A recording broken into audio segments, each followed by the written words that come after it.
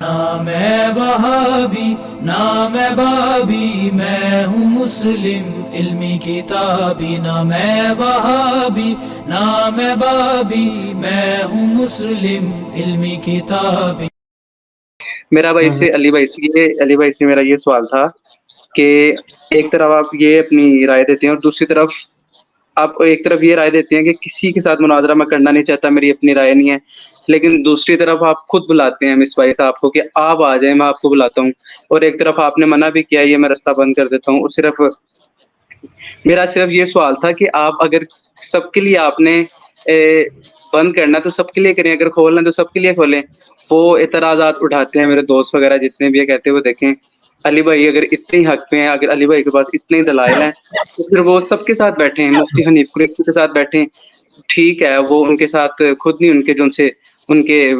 حنفی حضرات مانتے، بٹ وہ مناظر تو ہیں نا، کہتے پھر ان کے ساتھ بیٹھیں۔ اس کے بعد مفتی راشد نبوت کے ساتھ بیٹھیں، جتنے بھی مناظر ہیں وہ یہ اختلاف اٹھاتے ہیں۔ میرا سوال سمپل یہ ہے کہ علی بھائی اگر یہ کہتے ہیں کہ میں کیا نا مناظرے کا کوئی حل نہیں ہے، تو یہ پوائنٹ اپنا رکھیں کہ کسی کے ساتھ نہیں بیٹھنا ہے۔ یہ نہیں ہے کہ وہ پھر یہ اٹھاتے ہیں کہ کیا نام ہے یہ کمزور بندوں کے ساتھ بیٹھتا ہے، اس کو پتہ نہیں ہے کیا نام ہے، جس کو پتہ نہیں اس کو کہتا ہے کہ میرے ساتھ بیٹھ جائے۔ تو ٹھیک ہے، یہ میرا سوال تھا ان سے، یا ایک آپ نے اگر منٹ بند کرنا ہے سب کے ساتھ نہ بیٹھیں، یا اگر بیٹھنا ہے تو سب کے ساتھ بیٹھیں۔ سوال نمبر 19 ہے انس بھائی کا انڈیا سے پوچھتے ہیں، آپ کہتے ہیں کہ مناظرہ کا کوئی حل نہیں ہے اور مناظرہ کوئی حل نہیں ہے، اور دوسری طرف آپ مصباحی صاحب کو بلاتے ہیں تو میرے دوست اعتراض کرتے ہیں کہ بٹھانا ہے تو کسی اسٹرانگ بندے کے ساتھ بیٹھنا ہے تو جی دوست آپ اس لیے اعتراض کرتے ہیں نا کہ آپ دوستوں کی باتیں سنتے ہیں نا، جس طرح کافر ملکوں میں مسلمان کہتے ہیں جی یہود و نصارہ اعتراض کرتے ہیں، بھئی کریں گے، تم نے قرآن پڑھا ہی نہیں ہوا، جب تمہیں پتہ ہی نہیں ہے تو تم سے وہ قرآن کے بارے میں کوئی ایسی بات کریں گے تو تمہیں تو پتہ ہی نہیں ہوگی کہ قرآن کا تو مقدمہ تم نے سنا ہی نہیں ہوا، تم نے تو اپنے یہود و نصارہ دوستوں کا مقدمہ سنا ہوا ہے۔ ادھر یہ بھی بھائی جو یہ بات کر رہے ہیں ان کو یہ پتہ ہونا چاہیے کہ ان کے کہنے پہ نہ کریں، آپ وہ پوری میری گفتگو سنیں میں نے کیا بات کی ہے، میرا مقدمہ اپنی جگہ پہ ہے، میں نے پہلے دن سے یہ بات کی ہوئی ہے کہ ہم ان کے نمائندہ علماء جب تک ان کو ویڈیو میں سرٹیفکیشن نہیں دیتے ہم نہیں بیٹھیں گے۔ جو مصباحی صاحب والا معاملہ تھا اس ویڈیو میں نے اس بات کو ریپیٹ کیا ہے کہ مصباحی صاحب اور مفتی طارق مسعود صاحب یہ دو بندے ایسے تھے جن سے میں 5-6 سال پہلے ایک کمٹمنٹ کر بیٹھا تھا، اور اس میں سے جو طارق مسعود صاحب والا ایپیسوڈ ہوا وہ تو آپ لوگوں کے سامنے ہے۔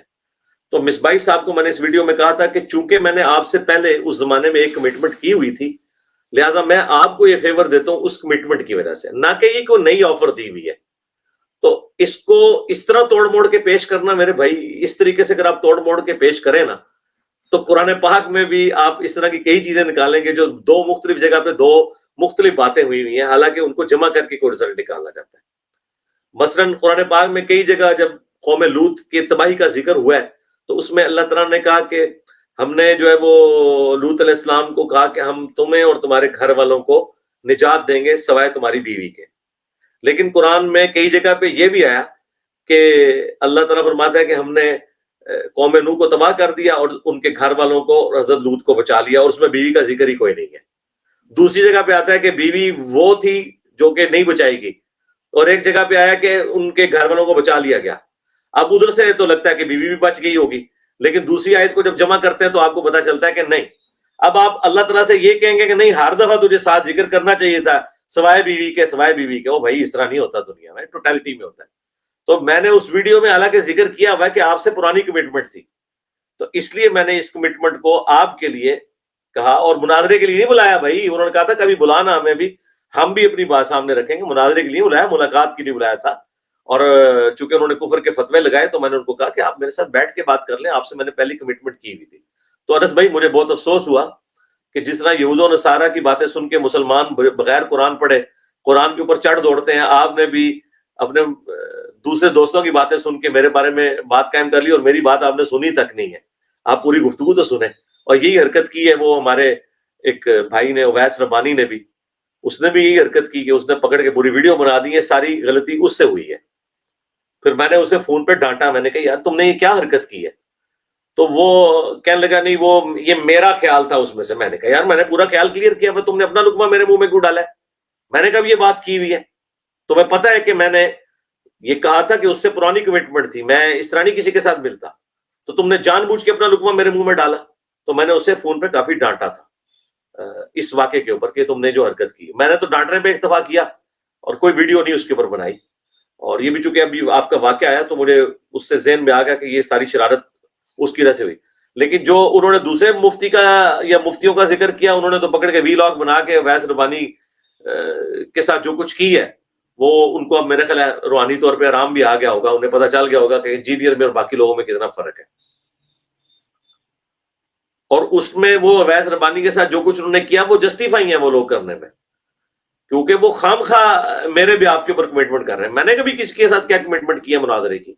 کبھی نہیں کی ہے الحمدللہ. تو یہاں پہ بھی نہیں تھی. میں نے کہا تھا کہ وہ آپ سے پرانی بات ہوئی تھی کہ آپ نے کہا تھا کبھی بلا ہمیں, وہ 2016-17 میں نے کہا تھا چلے آپ آ جائیں یار,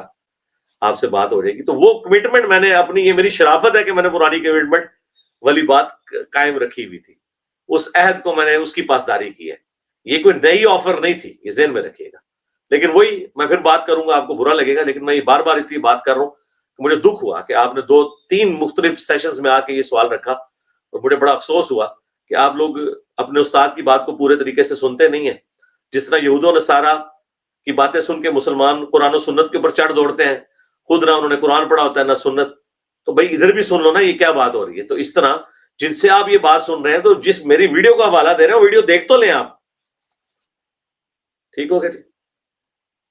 جی, نیکسٹ.